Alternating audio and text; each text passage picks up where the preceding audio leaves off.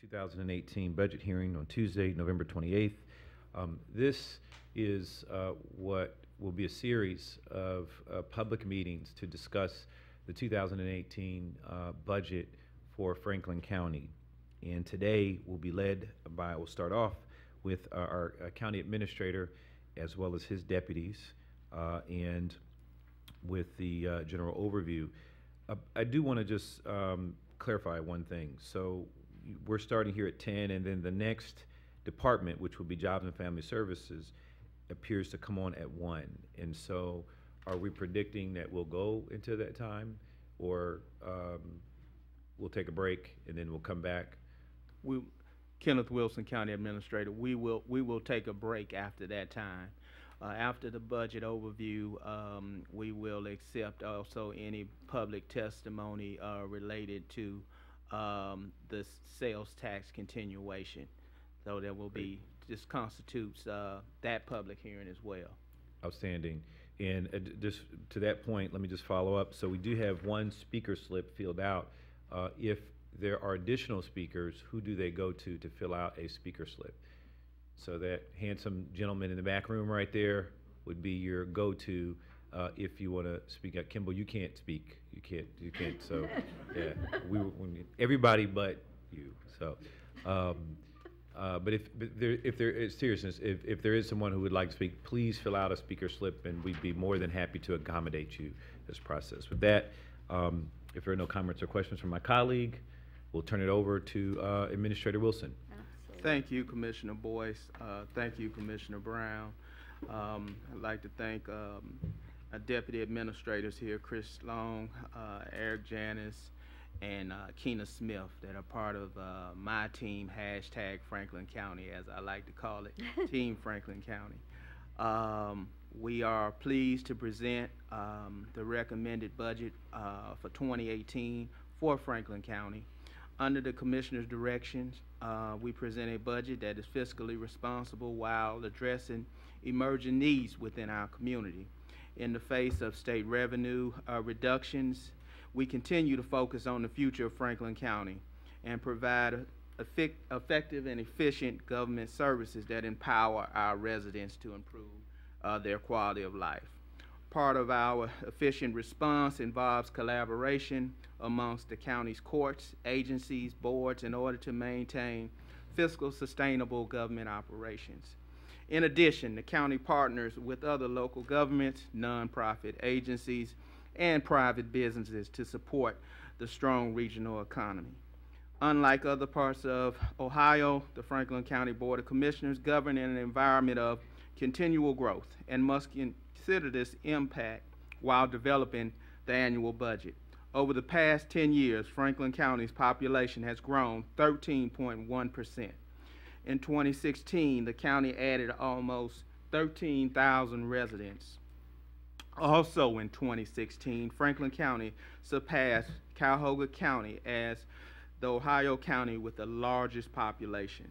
The Mid-Ohio Regional Planning Commission projects that in the Insight 2050 report that the population in Central Ohio will grow 25% between 2010 and 2040. In contrast, the rest of Ohio will see a 3% decrease during the same time period. In order to continue attracting new people to Franklin County, we must focus on addressing job creation in multiple sectors and at all wage levels throughout economic development efforts, ensuring the physical safety of the county's residents and planning for future needs. While attracting new residents, Franklin County has a large number of individuals and families living in poverty. The poverty rate for all people is 16.7%, which remains 1.7 percentage points higher than 2008. Young people are impacted the most, with almost 1 in 4 children in the county continuing to live in poverty. The 2016 rate for those under the age of 18 remains at almost 5 percentage points higher than the pre-recession rates.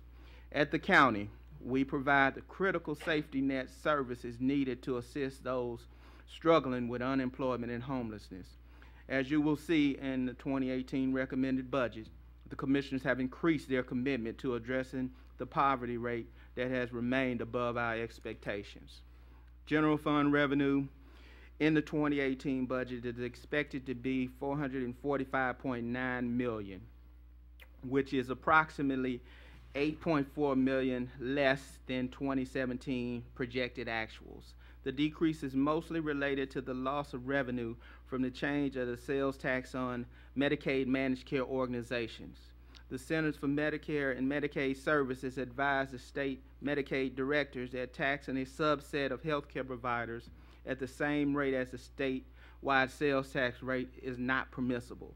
In the 2018-2019 state budget as enacted in amended substitute House Bill 49, fully replaced lost revenue to the state through a new proposed franchise fee on Medicare managed care organizations. However, it only provided counties and transit authorities with a one-time allocation that was paid half in October of 2017, with the remainder to be paid in January of 2018. Franklin County will have received almost $21 million in annual sales tax revenue from the managed care organizations, but will only receive one-time funds from the state in the amount of $14 million.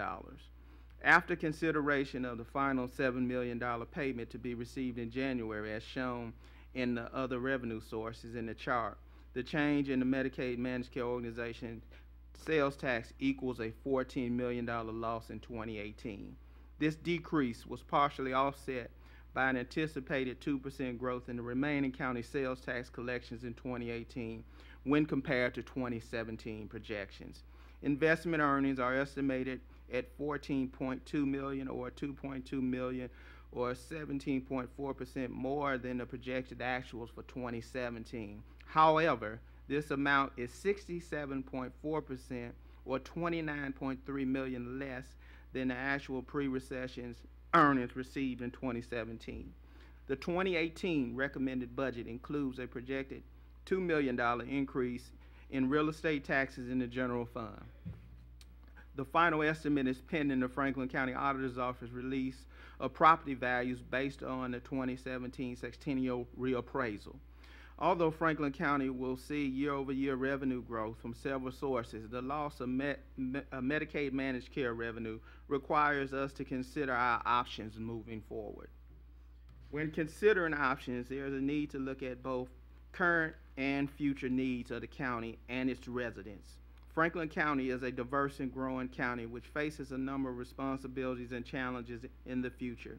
This includes support of current and future community health and human services safety net partnerships, smart justice initiatives such as Stepping Up, continuation of economic development investments, sanitary, water, and sewer regulatory obligations, and various technology improvements, including upcoming voting equipment replacements. In order to maintain the county's fiscal stability and sound management practices, it is prudent to ensure that we have adequate resources to meet the needs of what is now the largest county in the state of Ohio.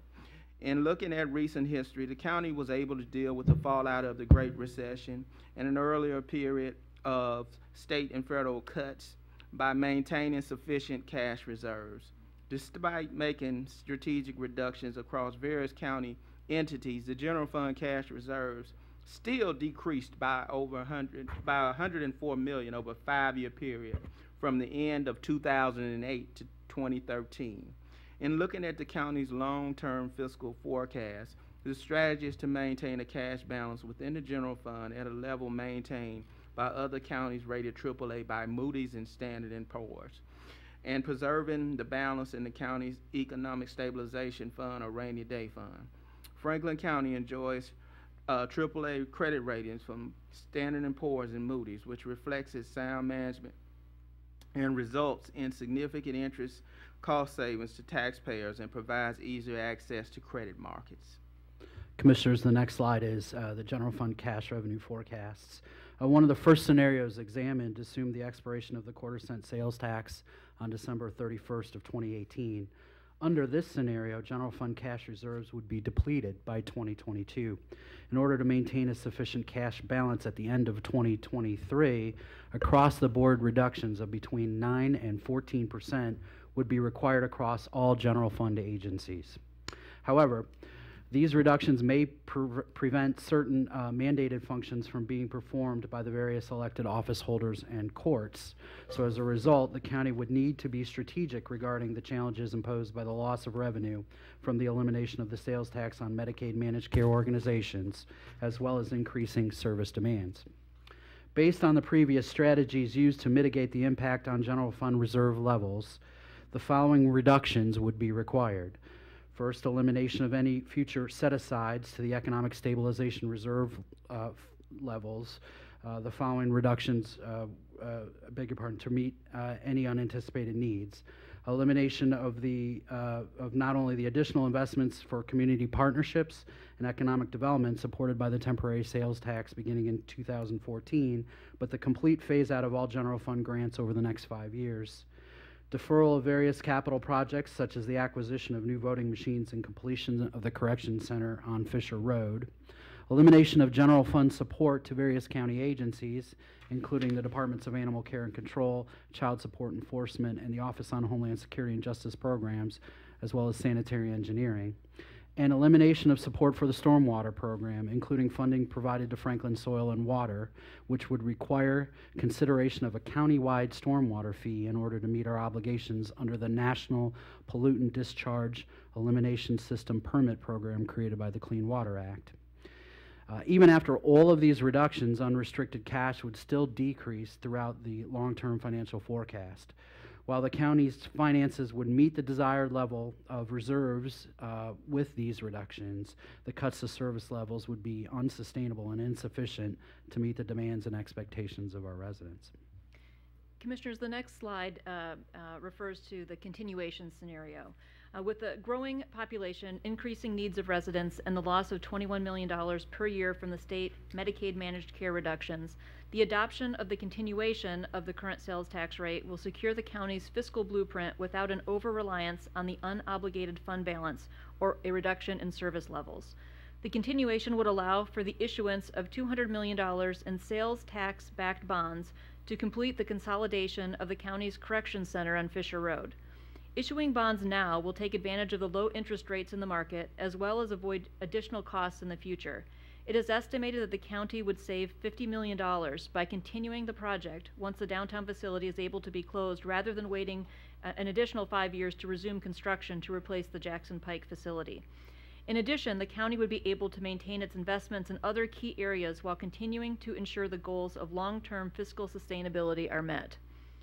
The next slide looks at a continuation scenario, but with a recession, and looking at what the impact of that could be on the county's finances. In addition to being sustainable, the county will remain financially resilient with the continuation of the sales tax. If a recession were to occur, the county would likely see a decline in sales tax revenue based on historical trends. When this stress test is applied to the forecast, cash reserves would still be sufficient through 2023 without any further changes. Under the next scenario, use the proposed continuation sales tax under the next slide. A sales tax of 1/4% is estimated to provide just under $60 million in 2018. The continuation of the sales tax will be utilized for the following: $21 million per year to backfill the loss of Medicaid managed care reserve, $15 million per year to continue the additional investments with the county's community partnerships program and economic development initiatives, along with enhanced investment in the county's sanitary sewer system, $12 million per year to cover the debt service requirements on sales tax-backed bonds in order to complete the consolidation of the county's correction centers into the single facility on Fisher Road, $6 million per year to continue the subsidies provided to child support enforcement and homeland security and justice programs required by the loss of state and federal revenues, as well as the continuation of the subsidy to animal care and control, and $5 million per year for capital investments, which includes addressing the issues related to the county's aging infrastructure, such as the replacement of elevators and windows in this building, which is approaching 40 years old. The next slide is the 2018 general fund appropriations by function. With continuation of the sales tax, while continuation of the sales tax, would not impact projected general fund revenues until 2019, the certainty of stable revenue enables the county to maintain services and address the needs in the community. The 2018 recommended budget before you contains $451.8 million in general fund appropriations. During the 2018 budget process, the Franklin County Office of Management and Budget, or OMB, fully assessed the budget request of every agency, office, and court within the context of the county's mandatory requirements, statutory duties, and the demand for services. OMB's reviews and suggestions were then used by county administration to develop the recommended budget before you. As a result of this analysis, the 2018 recommended general fund budget is $10.2 million, or 2.2% less than the total amount requested.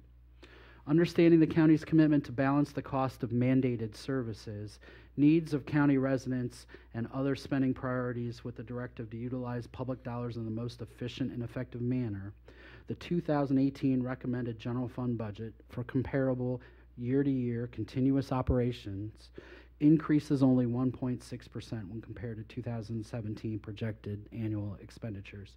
As shown in the chart, $253 million, or fully 56% of the general fund budget, is allocated to the provision of justice and public safety.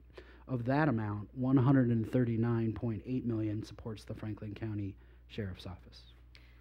The remainder of the 2018 recommended budget for justice and public safety includes $75.8 million in the general fund to support the operations of the courts and $32.7 million for criminal and civil prosecution and legal defense services.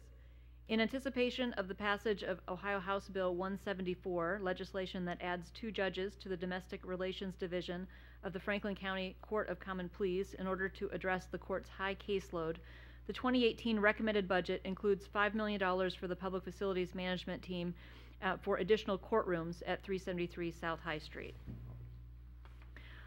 While a majority of the general fund addresses the core principle of justice and public safety, the primary driver of the all funds budget are social and human services. The total amount of budget appropriations recommended for all county funds in 2018 is $1.6 billion, which represents a $101.3 million, or 9.2% increase from 2017 projected actuals.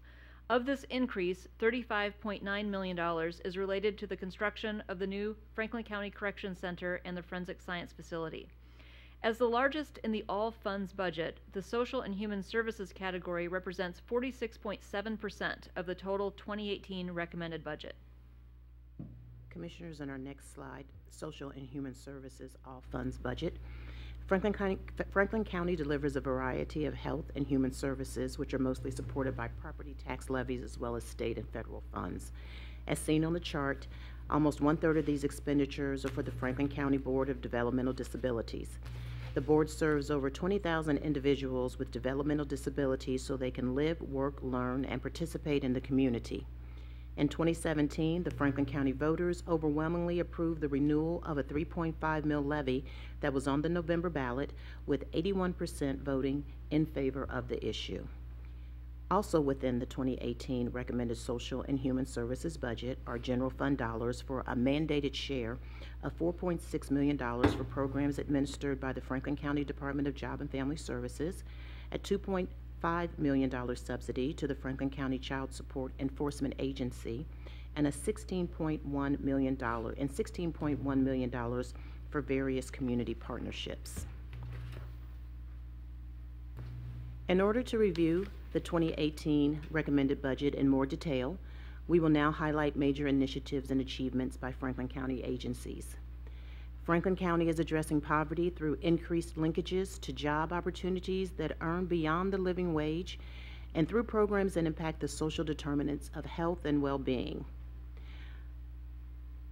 In order to increase the number of underrepresented residents in the skilled trades, the Franklin County Department of Jobs and Family Services and Economic Development and Planning Department, through the PeopleWorks program, are piloting a pre-apprenticeship program. The 2018 recommended budget includes $330,000 for the Building Futures program to help individuals obtain a career in the construction trades and earn while they learn.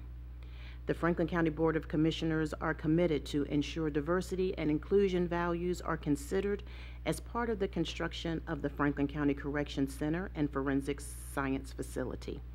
As outlined in the Construction Inclusion Plan, these projects will include local, underrepresented, and disadvantaged residents in the construction workforce. Our next slide introduces the AMP program. Job and Family Services has introduced the Achieve More and Prosper program to connect 14 to 24-year-olds with a personal advocate who will link them with a range of services to meet current challenges and assist to help individuals gain skills, employment, or knowledge they need to move ahead.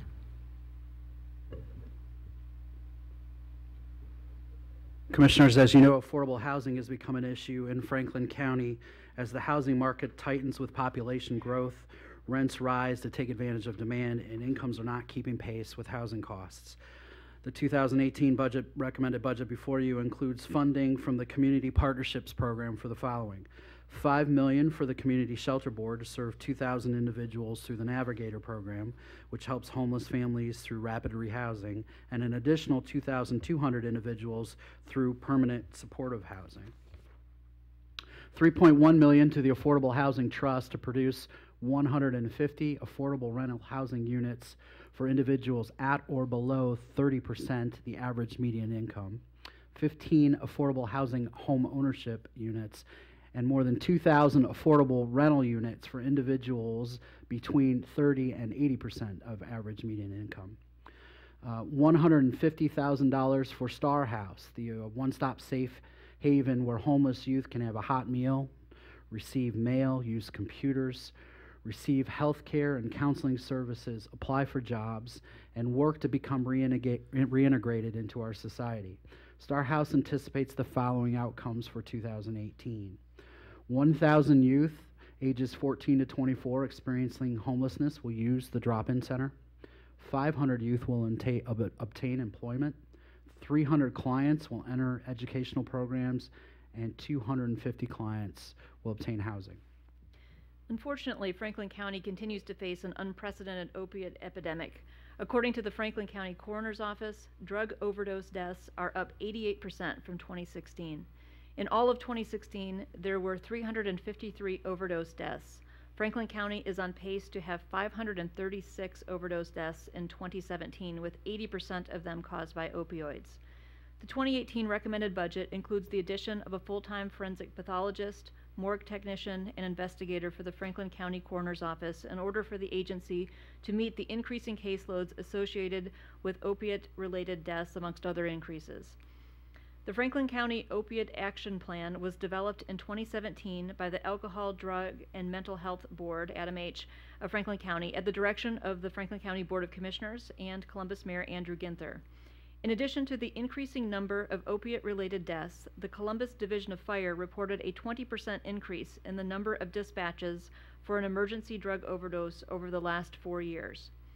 According to the Public Children's Services Association of Ohio, 70% of children under the age of 1 in custody of Children's Services have opiate-involved parents. The Opiate Action Plan focuses on 4 overarching goals: preventing opiate abuse and addiction, reducing the number of opiate-related deaths, expanding access for treatment, and improving the safety of our community. For 2018, the Alcohol, Drug, and Mental Health Board of Franklin County has budgeted $20 million for the addiction services and an additional $6 million to address action items from the Franklin County Opiate Action Plan.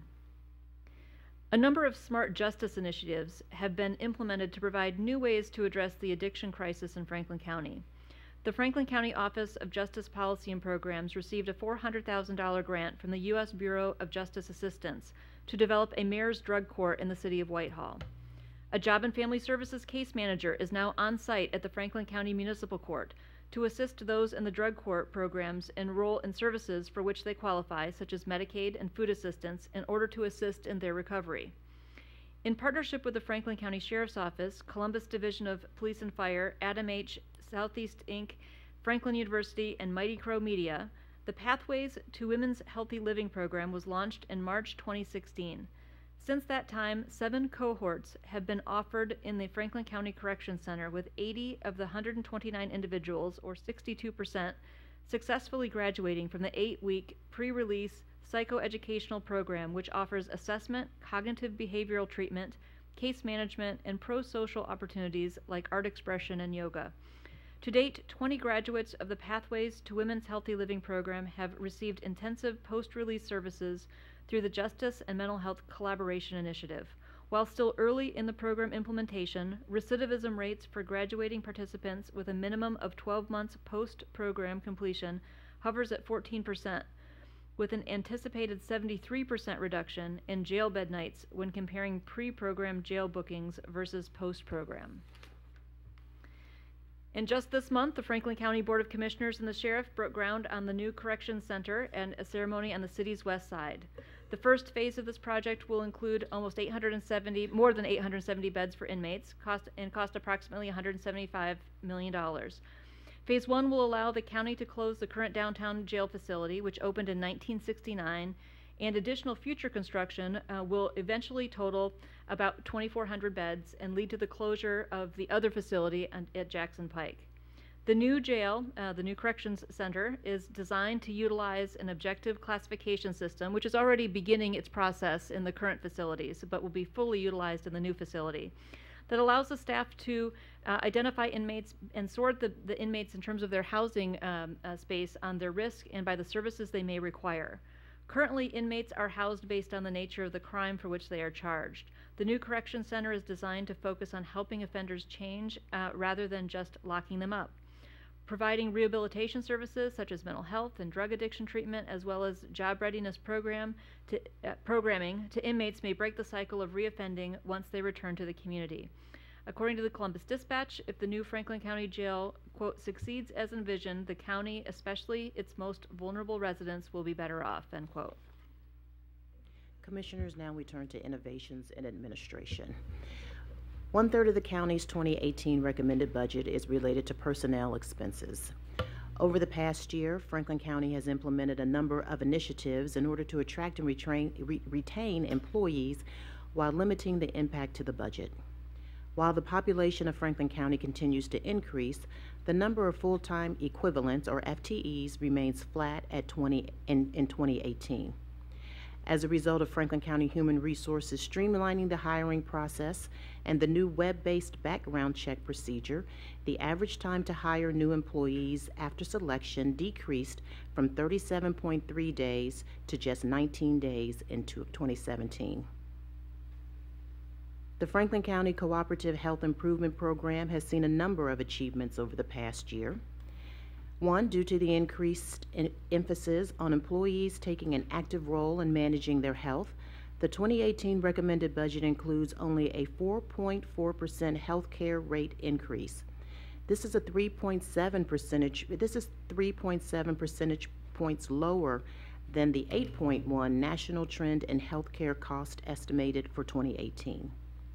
71% of cooperative members participated in the 3 for 300 Thrive On program, which included a health assessment, health screening, and a tobacco survey. Also, the number of age-appropriate preventative exams has increased. And as smarter consumers, members of the cooperative are using proper channels to access healthcare services, as evidenced by the decrease in emergency room visits and increase in urgent care and virtual care utilization. Lastly, by participating in the group purchasing program with the Employers Health Purchasing Corporation for prescription drug coverage, the county is estimated to save at least $2 million in 2018. Our next slide is about environmental resiliency. In addition to meeting the needs of the people of Franklin County, the Board of Commissioners also promote good stewardship of natural resources and environmental resiliency. In 2017, the Board of Commissioners reaffirmed Franklin County's commitment to integrating environmental sustainability in county programs and policies, and to do its part in global efforts to protect the viability of our planet for future generations. Of the vehicles in the 2018 recommended budget to be purchased by the Franklin County Fleet Management, 6 are electric plug-in hybrid vehicles. Fleet Management currently has 14 electric plug-in hybrid vehicles that have contributed to the county's efforts to make its vehicle fleet more fuel efficient. Since 2013, the average miles per gallon of the county's fleet has increased 32.6%, from 13.2 miles per gallon to 17.5. As identified throughout this presentation, the 2018 recommended all funds budget of $1.6 billion aligns with the Board of Commissioners' 5 core principles. The following remain at the forefront of our annual budget process: provide community safety, security, and effective justice; promote job creation, strategic economic development, and fiscal security; provide supportive health and human services; promote good stewardship of natural resources, environmental sustainability, and civic engagement; provide efficient, responsible, and fiscally sustainable government operations. Due to the Commissioner's proactive assessment of the county's finances in 2013, the county has maintained the balance between operating revenues and expenses since 2014 while adding to the general fund cash reserves. As a result of the state changes associated with Medicaid managed care organizations, Franklin County will see a loss of $21 million in revenue annually beginning in 2019. The adoption of the proposed continuation of the current sales tax rate will secure the county's fiscal future without an over-reliance on unobligated fund balance or a reduction in service levels. While Franklin County continues to grow, there are challenges that need to be addressed. We must remain committed to decreasing the number of families facing poverty through increased linkages to good job opportunities and programs that increase the well-being of our residents. In addition, we must implement strategies identified in the Franklin County Opioid Action Plan in order to reduce the impact of the opioid epidemic on our community. Under the Commissioner's leadership, county agencies, community partners will collaborate addressing those issues over the next year. Budget hearings have been scheduled so an open public discussion may take place concerning the 2018 recommended budget. County administration looks forward to working with the Board of Commissioners as it deliberates and take action to finalize the budget for 2018. I would like to thank all elected county officials, agency directors for their cooperation and service to Franklin County. Special acknowledgement goes to Zach Taleric and his team at the Office of Management and Budget for their assistance in developing the budget recommendations. Finally, I'd like to thank the Board of Commissioners for your continued support and leadership. We will now open for any questions. Thank you, Administrator Wilson, and as well as each of the deputies for what I think has been a pretty thorough presentation. I'm really shocked that you guys got through that whole document so quickly, because when I saw it, I was like, oh my gosh, they're going to read through this whole document. But you did it well, and it's well put together. But there are obviously a lot of questions that we have to talk about publicly, and I want to make sure that the public knows the internal robust conversation that we're continuing to have and will continue to have throughout this process. Before I open it up for questions with my colleague, a question: do we generally let the speakers go first, or do we ask our questions and bring them up? What do you think? For the sake of respect for speakers, it'd be good to have them go first. The one thing I would like to say, though, before we start is Commissioner O'Grady had a personal commitment that he had to take care of this morning that was unforeseen, and otherwise he would have absolutely been here. It was a funeral and cannot be scheduled, so he would absolutely have been here this morning if not for that. So absolutely, I certainly just wanted to mention that. But I do think for respect of time, let the speakers go first. Speakers. Okay. Yeah, I do want to say keep Commissioner O'Grady in your prayers and thoughts, and certainly he's in ours. So with that, let's have I only have one speaker slip as it stands, but we'll allow for others to be turned in if you're interested in speaking. So the first speaker I have is Michael Vinson. Michael, if you could come forward, please state your name and organization. If you represent anyone for the record, should he just, his address and everything, all that have to be stated on the record too? Just his name and we have a timekeeper. That's right, and so we generally allot 3 minutes for comments. So. And thank you for being here. And Yeah, you're thank you welcome for to letting me stay speak. afterward too.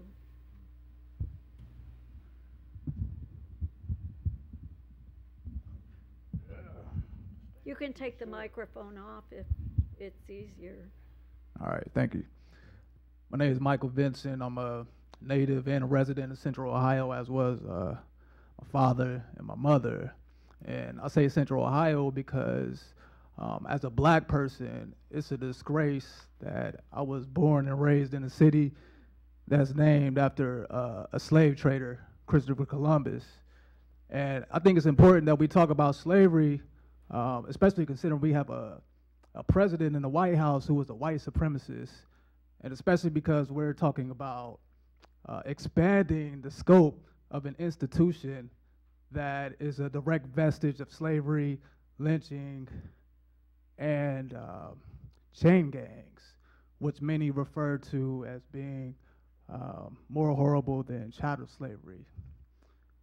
I'm talking about the jail which, like the penitentiary, should be turned on its head because it's a racist and violent and male-dominated institution. And I think it's interesting that we're talking about a program in which women can be rehabilitated within a jail that's claiming to reduce recidivism rates, when we know that jails don't reduce recidivism rates, they don't deter crime, and they don't keep our community safe, especially because they disproportionately incarcerate black people. You're talking about how absurd it is that you could rehabilitate somebody in a jail when you consider the intake process for women, which is a really violent experience.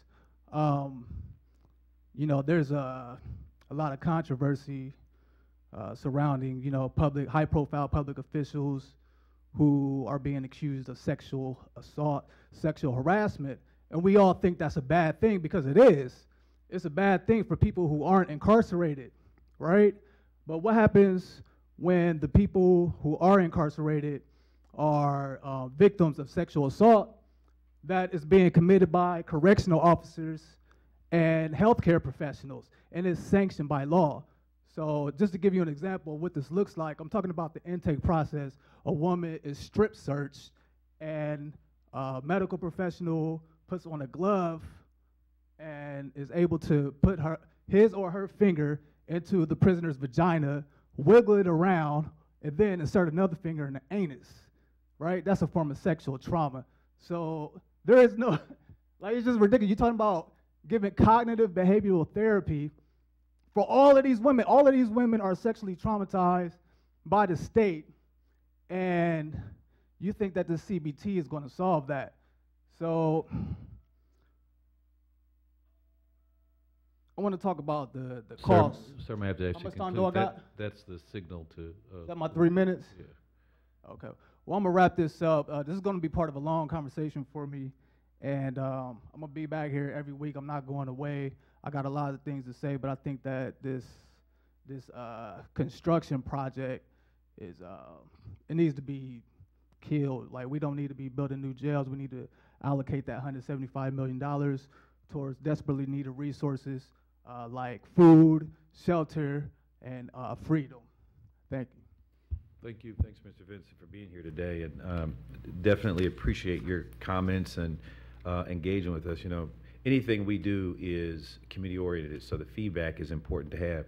I do want to give our administrator an opportunity to respond, but also before you do, I want to add that, you know, I'm a new commissioner. Well, I guess I'm not new anymore. It's been a year now, almost. Yeah, you get that new Get a whole lease. year honeymoon, and then, yeah, and January 1st, it's all different then. But But I want to say this, my very first action, Mr. Vinson, was to tour our jail facilities and really get a sense, you know, because we were beginning the project of building the new facility. And like you, I had concerns about our prioritization of that facility in the big scheme of the needs that we have in Central Ohio. And so my very first action was to tour the jail and see, you know, what this quote unquote need was. And I would tell you from firsthand experience, the facility that exists today certainly does not meet the needs of someone that is entering in the system and ultimately is presumed innocent until their trial or till most of them anyways are there in a temporary capacity as they're going through the judicial system. And I will tell you, I was horrified at the level of degradation of the facility, I really can't even come to the words to describe how ultimately what you see is the inability for us to meet the needs of those coming through our system, whether it's mental health services, social services, human services, or whatever it might be. And the facility has a lot to do with that.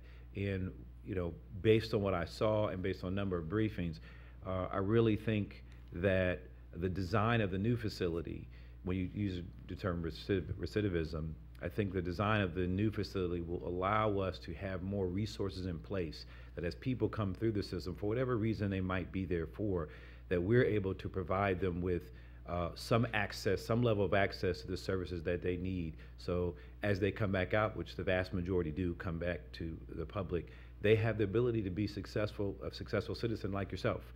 And I think at the core of building a facility is really about accommodating the resource of, as you have someone, to be able to give them the things they need. And Director or Administrator, if you could just sort of respond to Mr. Vinson's comments, and certainly I'll open up to Commissioner Brown and others and other administrators that might have some comments.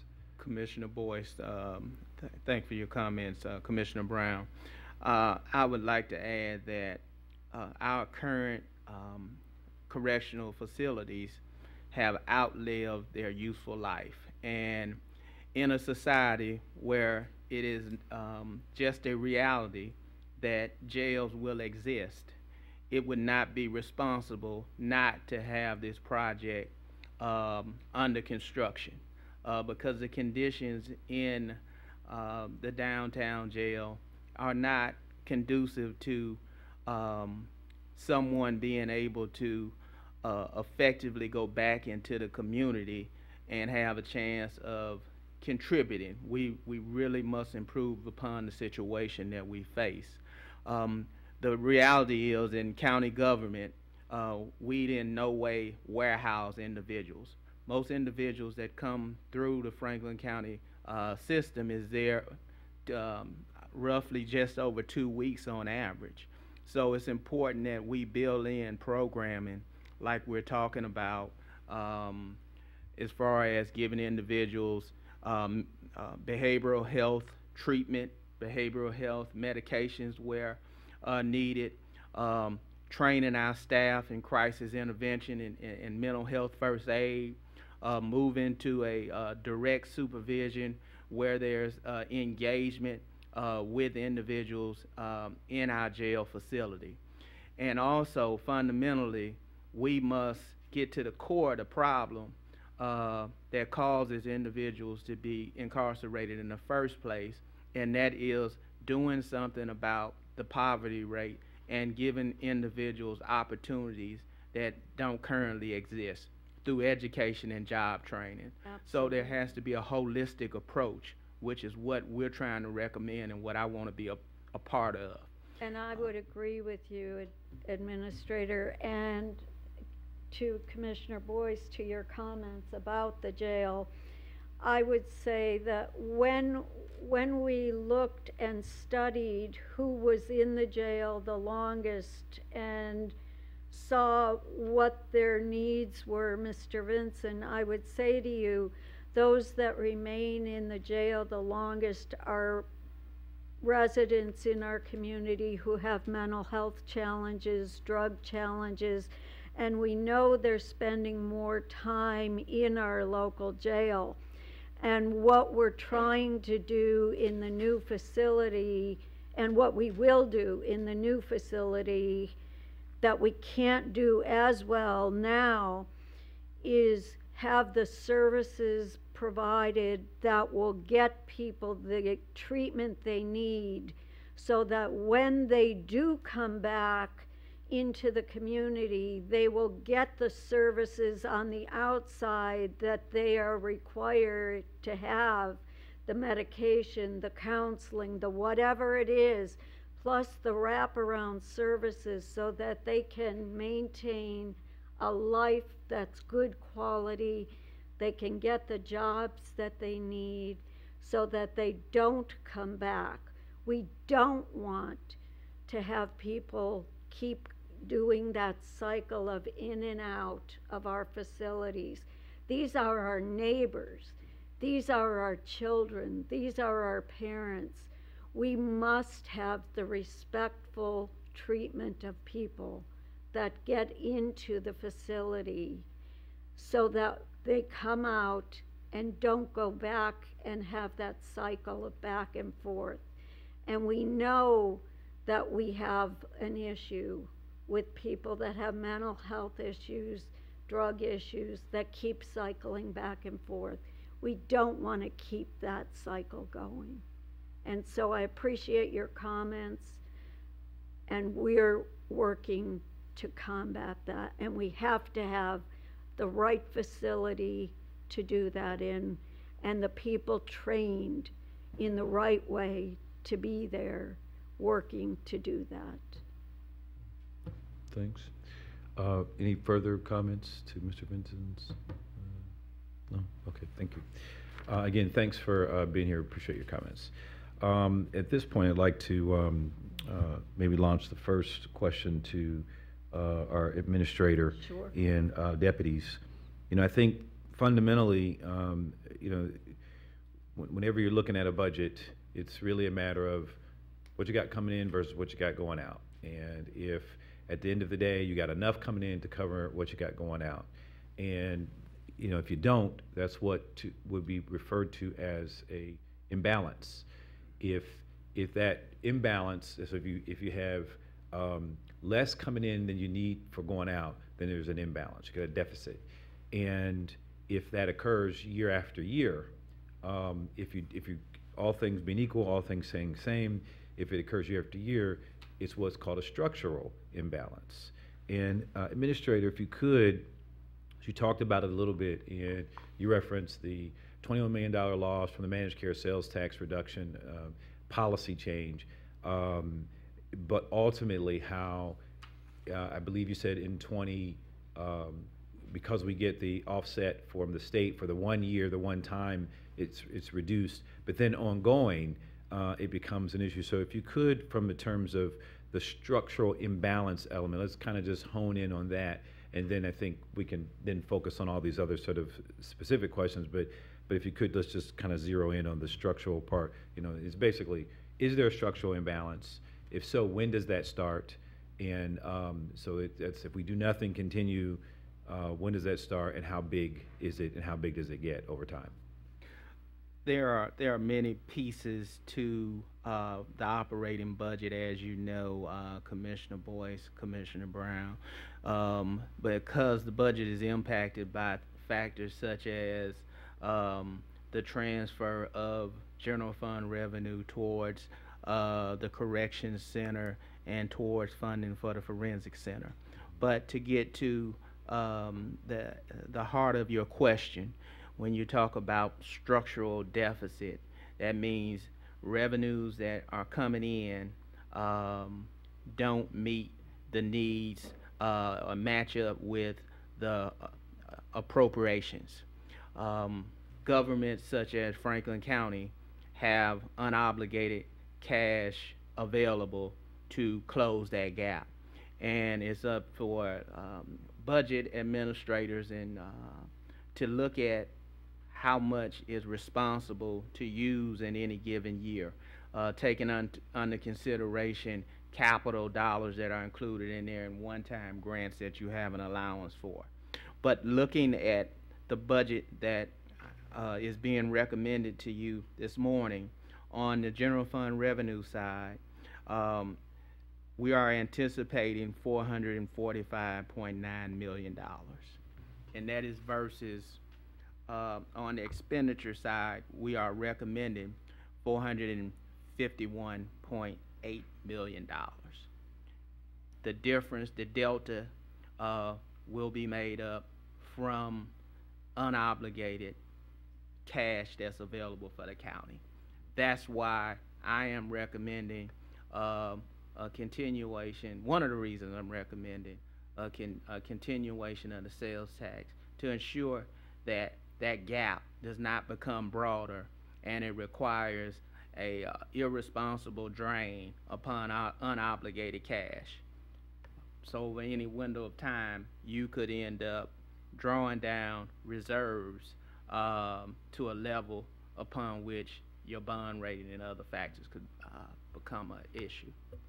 Which ultimately, I mean, that's not a minor point, you know. Ultimately, I think that's important to talk a little bit about, Ken. And Zach, if you could talk a little bit about what that would mean to us in terms of what we've been through before. During the recession, I know we relied more heavily on using that reserve, and luckily it was there. Can you talk a little bit about that time and what it means to have that reserve? Yeah, so definitely, Commissioners. So from 2005 to 2007, there was the intent from administration and the budget office at the time to replenish the cash reserves based on the policy of the Board of Commissioners at that time.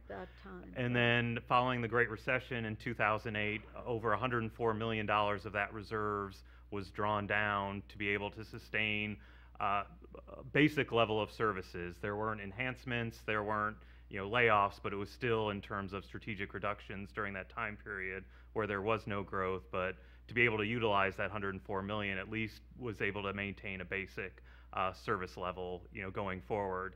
I think Administrator Wilson mentioned, in this case with the budget, if every dollar appropriated was spent, the gap would be about $6 million. Part of the reason that gap is smaller is $7 million of that is the one-time revenue from the state that we'll receive in 2018. So there, we are looking at $13 million. There's some one-time revenue growth, for example, the $2 million related to the reevaluation for property. That happens once every 6 years. So while that kind of offsets some of the gap going from 17 to 18 to deal with increasing costs, that won't be available for the next 5 years until the next sexennial reappraisal. So the gap is immediate, but when does it become sort of, so we got the one-time hits this year that sort of mitigate it to an extent, but then in 19, all of those, we assume all of those go away, those one-time, and now what does the gap look like? So at that point, we'd be near the 20 million, especially, and then you have other increasing costs that we would have to deal with as a county. And other losses potentially, as we're looking at with Community Development Block Grant, with increased subsidies to Job and Family Services, as well as child support enforcement. So those are, assuming those would increase, that would increase the gap as well. So you're saying in 2019 would be the all-out sort of structural imbalance. The 18, we've got some offsets. In 19, it sort of kicks in, but it then only grows after that year after. So the imbalance becomes larger and larger and larger, which means more cuts, more cuts. I think it was Deputy Administrator Janice that went over what the cuts actually did, but that's just the first round, right? That, if we get into 2020 and we haven't done those things to, I'm asking this a question, we haven't done the things to lessen that structural balance. Now we're talking about each year additional level cuts, all things being equal in terms of revenues and outputs. Correct, Commissioner, because we are always planning. Our financial forecast is a bedrock. So consciously, we would see this coming. As Deputy Administrator Janice outlined, that, for example, one of the scenarios we examined, if we allowed the expiration of the quarter-cent sales tax on 12/31/18, general fund cash reserves would be depleted by 2022. That's not that far away when you're looking at forecasts and in a county with a growing population and growing demands. And I would only add, Commissioners, that well before that point, under that scenario, we would be below the cash reserve threshold that would allow us to maintain our credit rating as we do, which of course, as you all know, means that there would be increase for costs for borrowing and doing other things in the future. So it would have multiple impacts.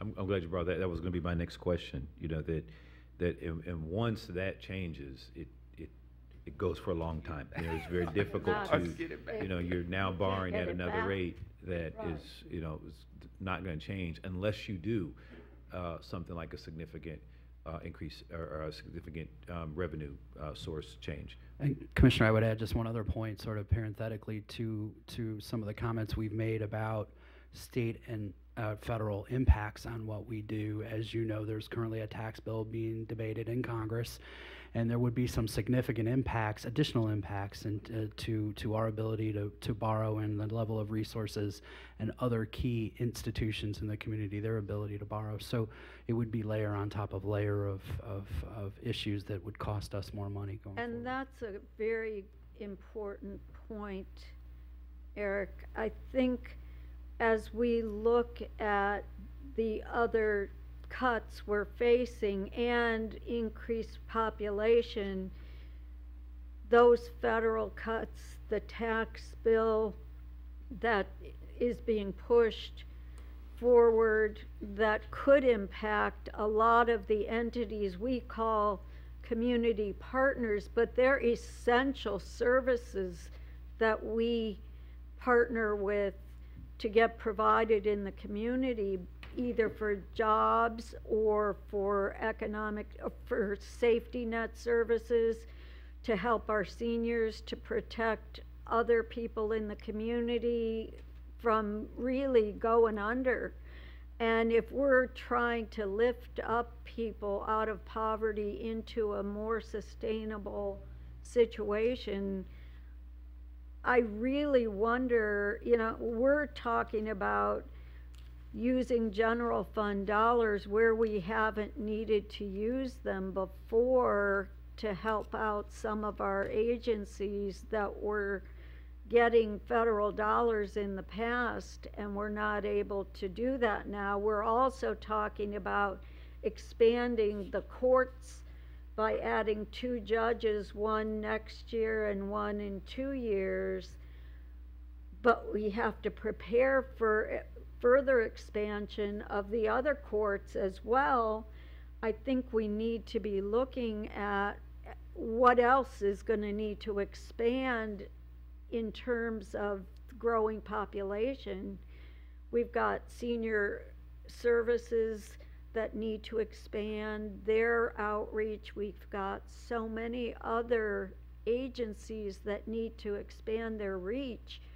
How will we do that if we have to stay at the current level and not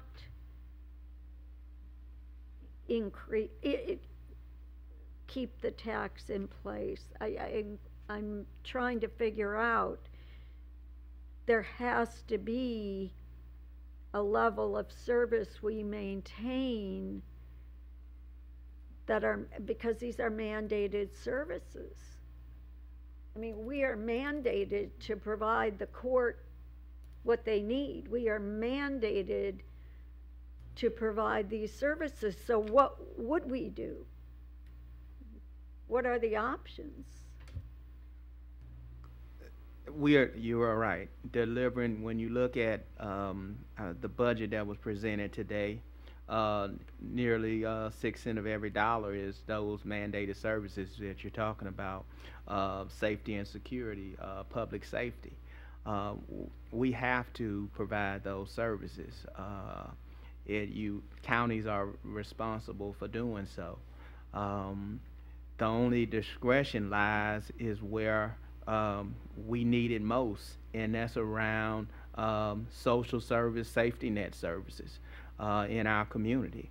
The $16.1 million in community partnership dollars that are being recommended to you all are vital in safety net services, including health care, including dealing with issues of food security, you name it. I mean, it is, we talked about the contributions associated with the Star House, youth homelessness. Right. These are vital services in the community. These are not wants. These are human needs in our community.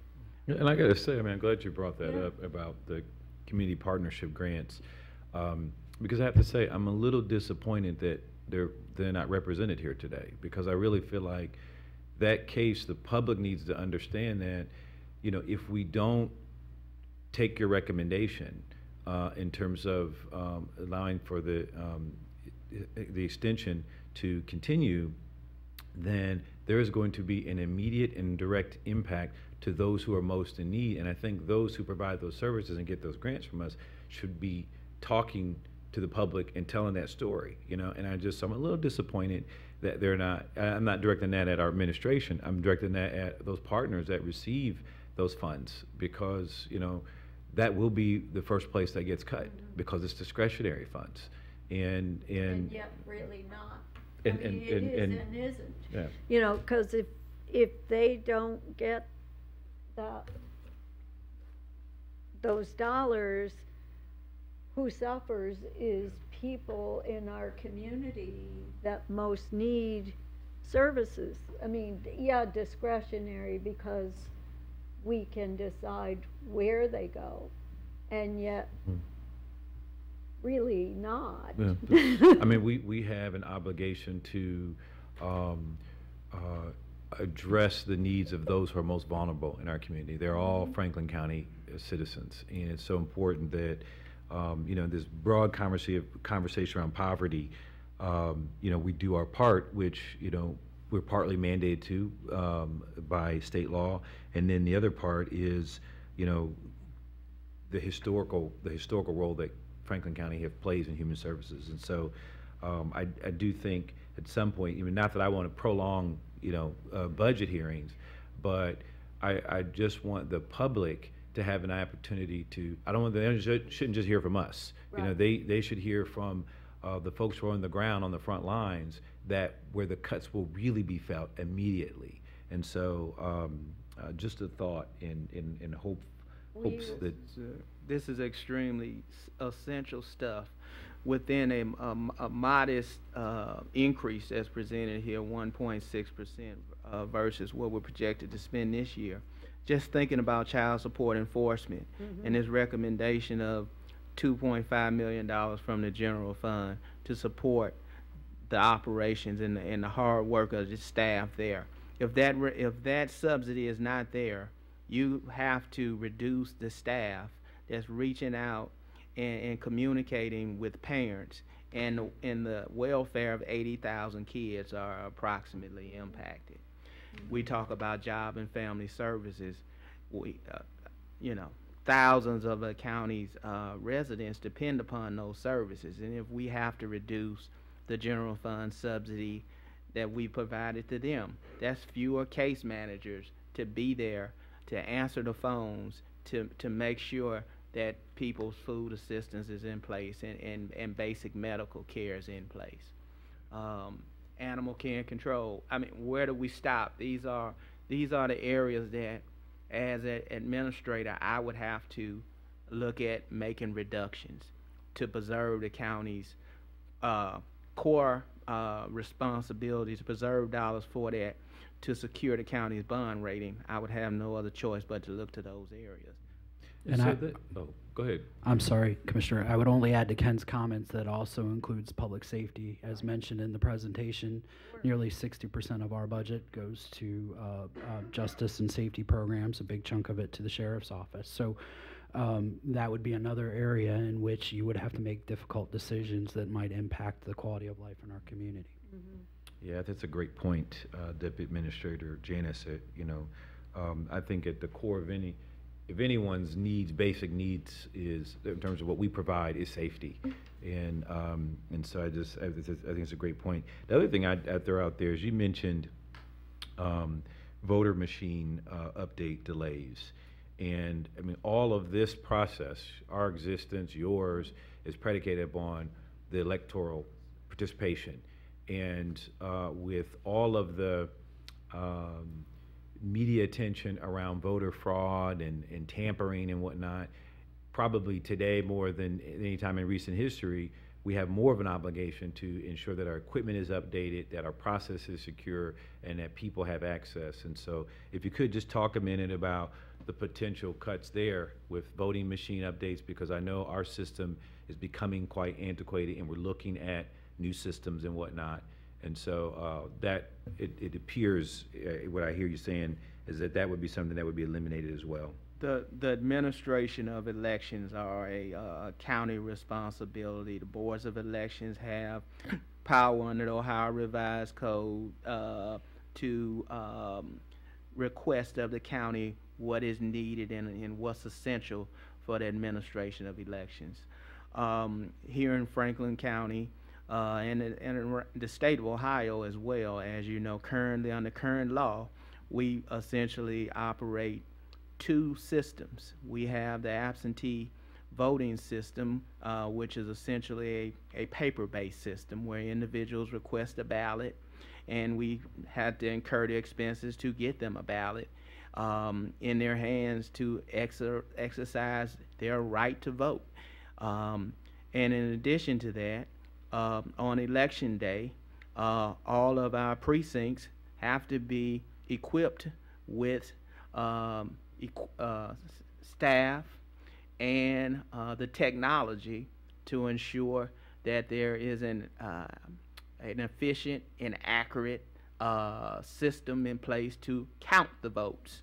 And looking at the need to replace that equipment by the 2020 presidential, county administration has been in communications with our local board of elections, and our costs will range from anywhere between an estimated $20 million to $32 million, and that is a range depending on whether we stick with our existing equipment versus a movement toward an optical scan system, which is somewhat more cost effective up front, but there are some additional staffing and personnel costs. So when we talk about what we're planning for and what we need to look at, we have all these factors that we have to take under consideration. Mm-hmm. I think the other one I'd like to bring up is, so in my time as a commissioner and, just under 12 months, probably the issue that I've heard most from when I visit townships and villages and whatnot is issues surrounding sanitary sewer water issues, access to water, clean drinking water and whatnot, and things connected to water quality. And they're just, that is such an expensive endeavor. The slightest improvement is an expensive endeavor because you have to dig up the ground and and so again, that's one of those basic things that we've got to address. And it sounds like you're saying, if we don't make this additional change, then we're going to leave a lot of that on the table to be addressed or not addressed rather. And so maybe talk about that a little bit if you could. Sure, Commissioner, happy to.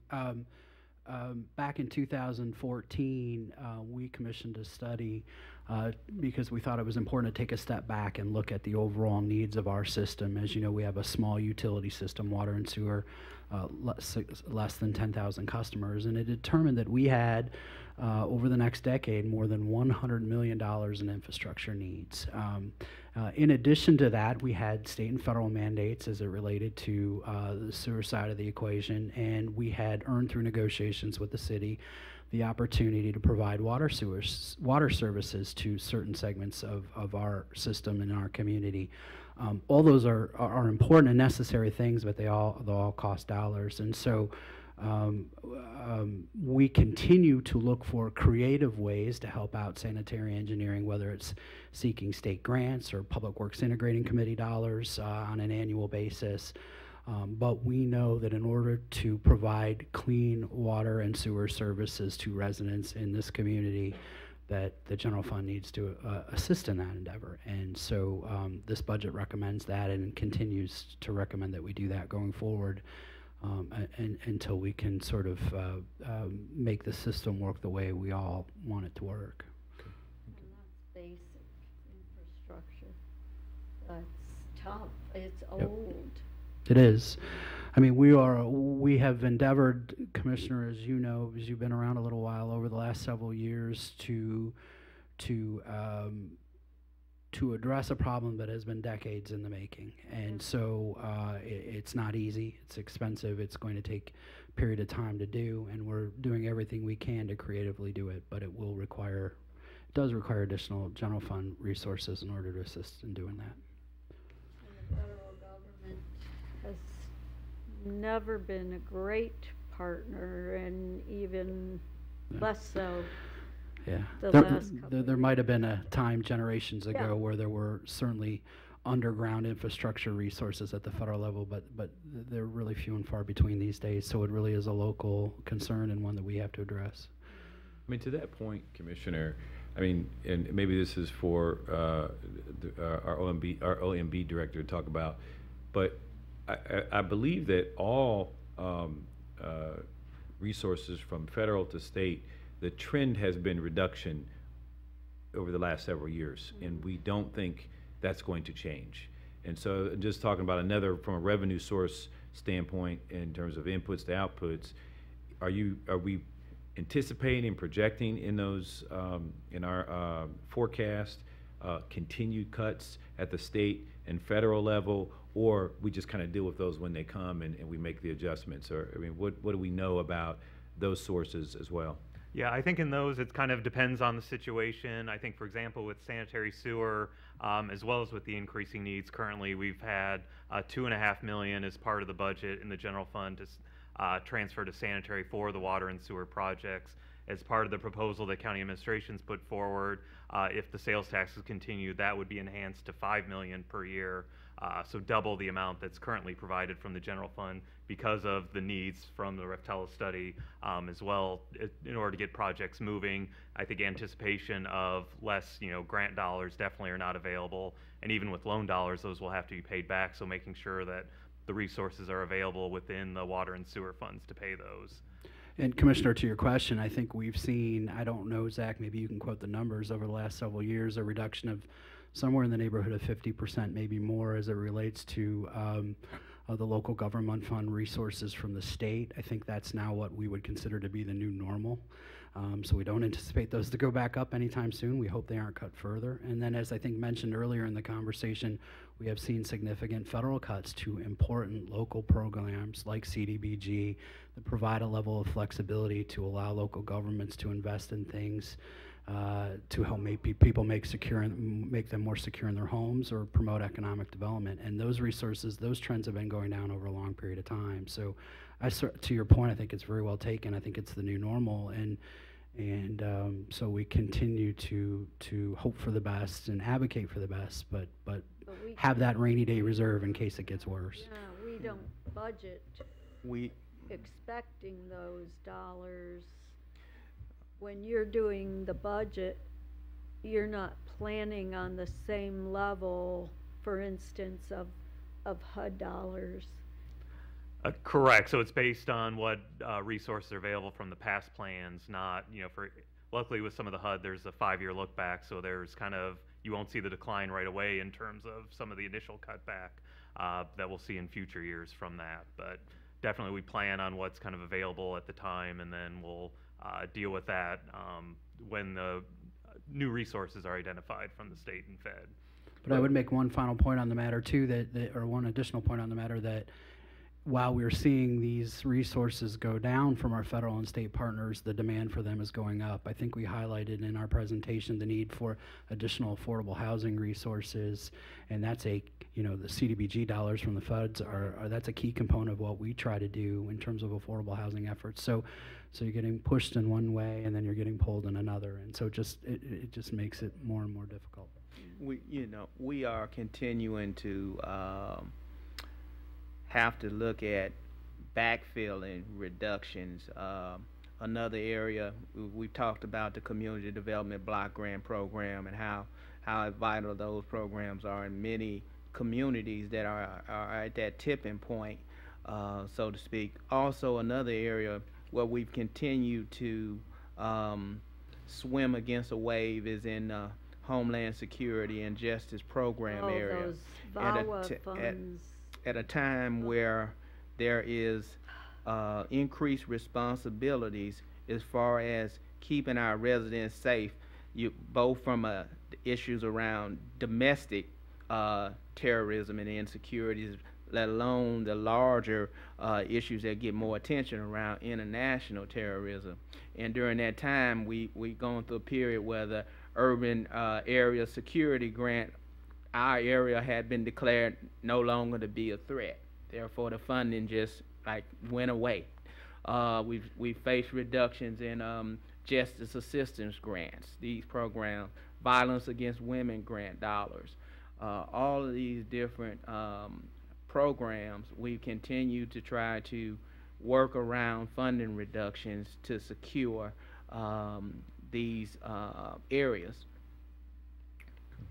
I mean, the last point for me I'd like to raise is, and this may be a question for JFS when they come in, so I'll probably ask it twice, but, generally, when you think in terms of taxes, the sales tax is considered what's referred to as regressive tax, meaning that, people would describe it as disproportionately affecting those who have less because, no matter how much you make, you pay the same amount of tax on an item that, if I make $1 million and you make $10, we pay the same amount in tax for that, and so that's considered regressive in nature. But what's missed in that conversation for the county is the investment that we do for those who are in poverty, and so in terms of address. And so if we could just spend a minute talking about the human services element of the potential cuts that we have to do, because I really want folks to understand that, while I understand it's considered regressive and the sales tax in general, where the services and resources come to support those most in need, it comes from that. And so we could just talk about having to cut that and what that means from the, you had some poverty rates you stated today, and then earlier I know some were stated, and I'll ask this again when JFS is here, but if you could maybe talk about that for a minute. Yes, I'll touch upon this. When you talk about programs delivered by the Department of Job and Family Services, those are programs that are aimed at increasing self-sufficiency. That means giving individuals more earning power to earn a higher wage. So while the sales tax itself is regressive by definition, there is a factor of a payback, so to speak, because of the way county government is structured. But I will say, concerning the sales tax, things such as food are exempt. So those kind of things provide some relief, prescription drugs. So there are some factors there. And individuals that are on the lower end of the income scale don't have as much discretionary income available. So strategically, we have to come up with strategies, and that's why we spend so much time focusing upon things such as creating job opportunities that pay a living wage to give individuals the income necessary to be able to buy those things above just the bare basics. Well, can you talk, and maybe you too, Zach, about what other options there would be to increase our revenues? I mean, for counties, Yeah, there are limited ways. Correct. So unlike a municipality, we don't have the power to levy a tax on income or have progressive income tax rates. The other options are related to property tax levies that would be based on the value of a home. We have conveyance fees, which would be based on the value of home sales. Those are probably the largest in terms of the discretionary that the Board of Commissioners has in the state of Ohio. But about 70% of the revenue is from the sales tax, 2/3, so that's where most of the revenue capacity for most counties comes from for the operations of their general fund. Right. And Commissioner, to your point earlier, many economists would argue that property taxes are even more regressive than sales taxes in a lot of ways. So, you know, this is our primary revenue source, and one that we don't take lightly because we know it does impact residents all across the socioeconomic spectrum, but it's imperative for us to continue to provide these services.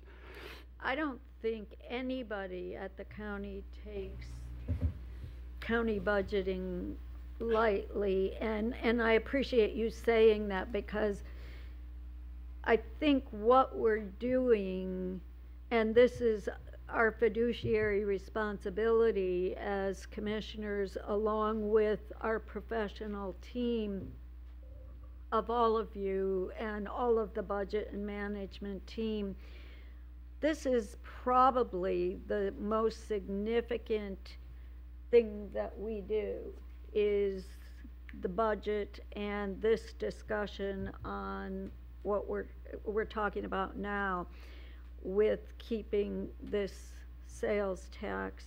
It's critical functions that county serves.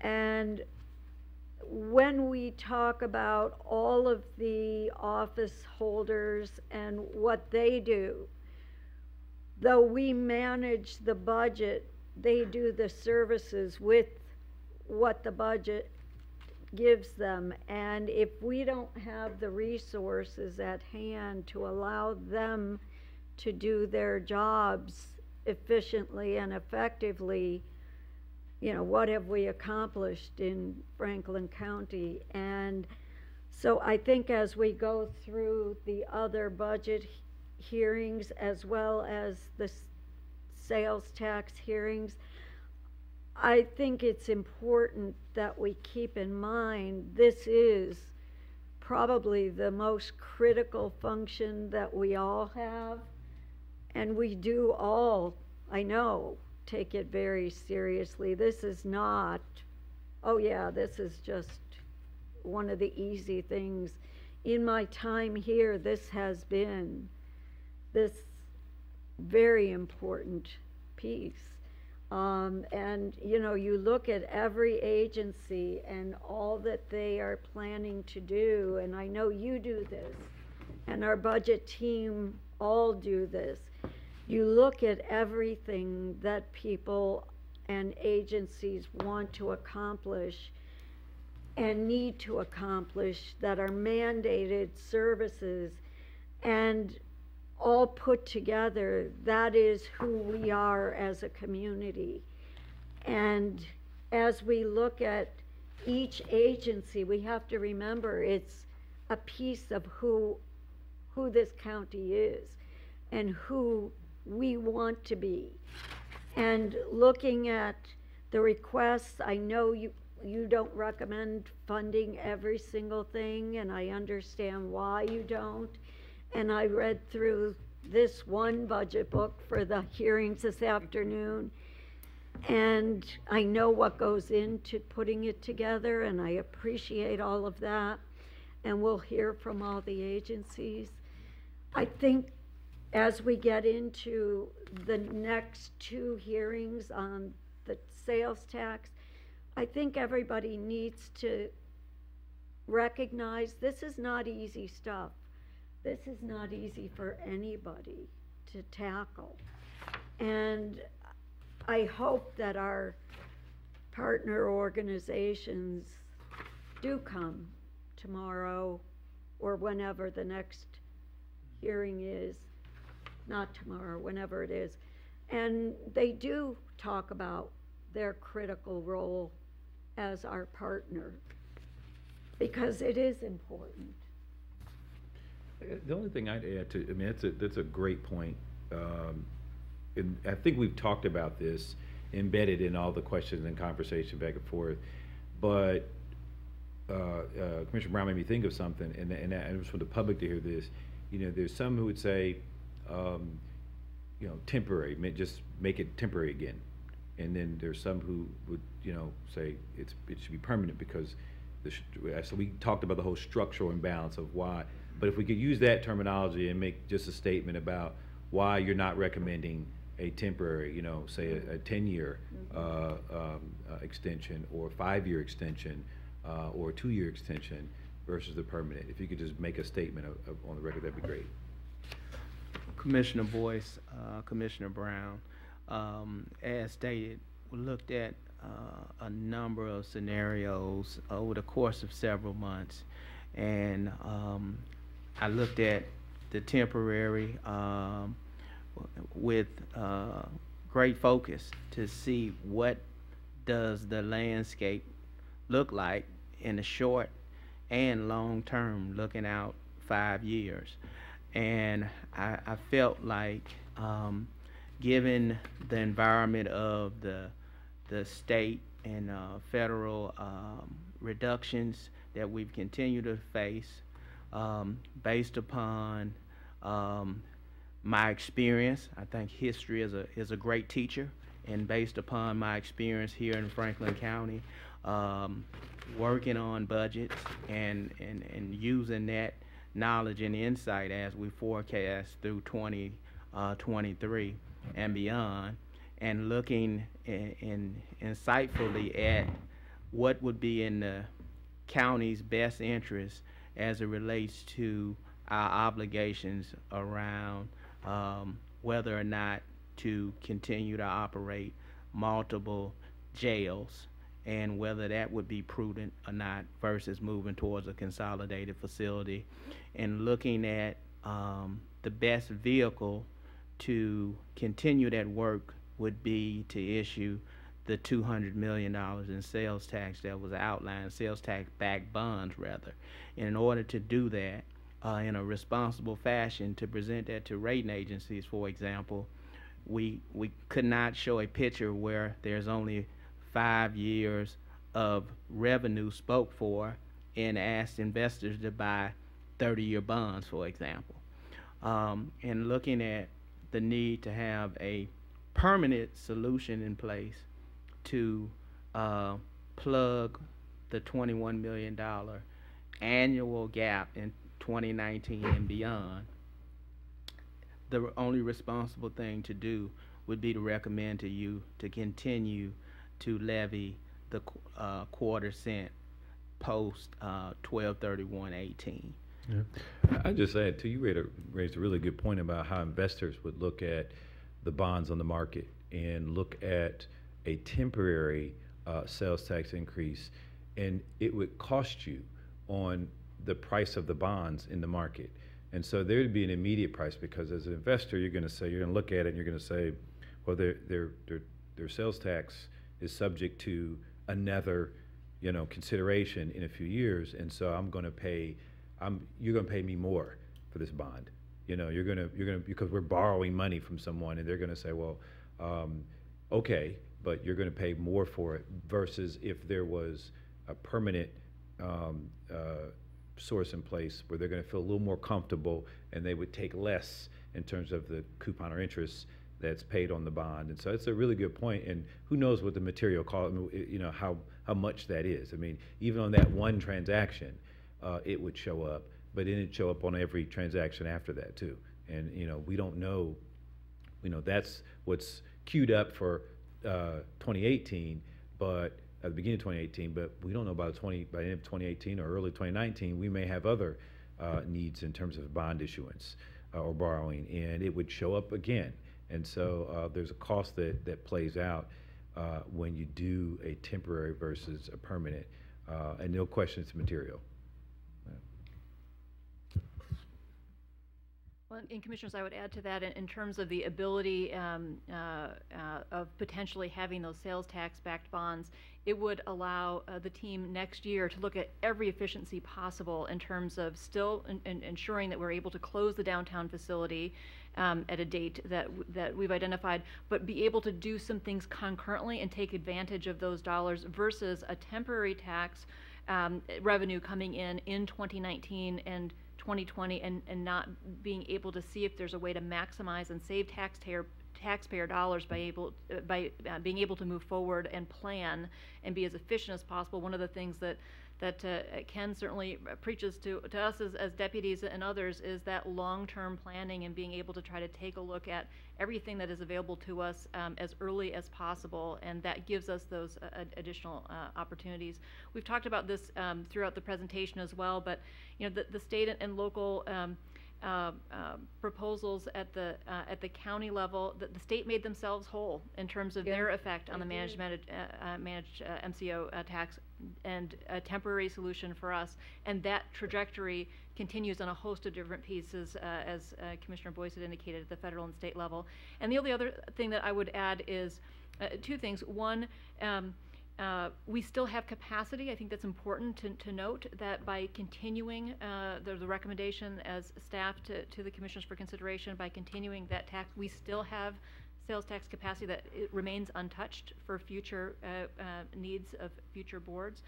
And secondly, we are now the largest county. Chris, can you just talk about that? I'm sorry, I don't want to skip over that. What our rate is, what the extension is, and what the capacity left is to do. Yes, and I will happily allow Zach to do that for me. Nice handoff. Thank you. Yeah, nice handoff. Or Ken. No. Commissioner, counties are allowed to levy a sales tax up to 1.5% to piggyback off the state sales tax rate, which is 5.75%. Currently, the county levies 1.25%, so there's still a 0.25% sales tax capacity that the county could levy at the future. I believe the last time I looked, I believe 48 of the 88 counties are already at the statutory maximum of 1.5%. That's right. Yeah, and that's an important point, is unlike majority of counties in this state, we would still have capacity even with extending this, and I think that gets misunderstood or not clearly understood by some segments of the community, and I think it's really important. And so when we say capacity, so the 1.5% capacity would trigger that it has to go before the voters then, or how does it work? Or that's just the ceiling? Total amount. That's the ceiling. Ceiling, so, okay. That's it. Okay. Commissioner Boyce, Commissioner Brown, I just want to stress that the programs that you have funded and that you will fund, if this recommended budget is approved, they do truly matter. And that is one of the basic drivers behind not thinking long-term, not thinking about what would be easy for me as county administrator to be presenting to you today, but how do we build a foundation so that you don't have to be concerned consciously knowing that you only looked out for the next 5 years and not looked at years beyond that. When you look at our community partnerships and maintaining funding for economic development initiatives, if you can't contribute to create a job, how can I come before you today and say that I truly have a plan or want to work to formulate a plan to decrease income disparity and poverty in this county if I bring you a short-sighted plan that can't make investments in those areas? And we're not talking about a big grand plan. This plan that's presented to you today talks about continuing a $15 million investment in those areas, for example. Sure. Well, I'll tell you, one of the questions I'll be asking the departments as they come forward is, just really how efficient they are and how bare bones, because the public needs to know that we've been diligent and responsible, and that each of those departments are exercising the same kind of diligence and leadership that you do as administrator. And so it's important that that your folks be prepared to say it on the record and say it publicly and talk about the things that they're doing to be efficient, to run not so much bare bones operations, but to make sure the public feels confident that we are as efficient as possible. And in doing this, taking this step, the continuation will allow us to continue to be robust, grow with the growth that is naturally occurring in Franklin County, Central Ohio, but for the public to feel comfortable and confident about that as well. So, I agree. Yeah.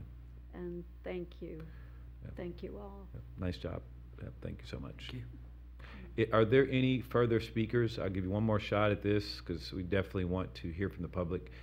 If no, I want to thank you all for coming. I think we'll reconvene in this room at 1 o'clock for Jobs and Family Services. Thank you.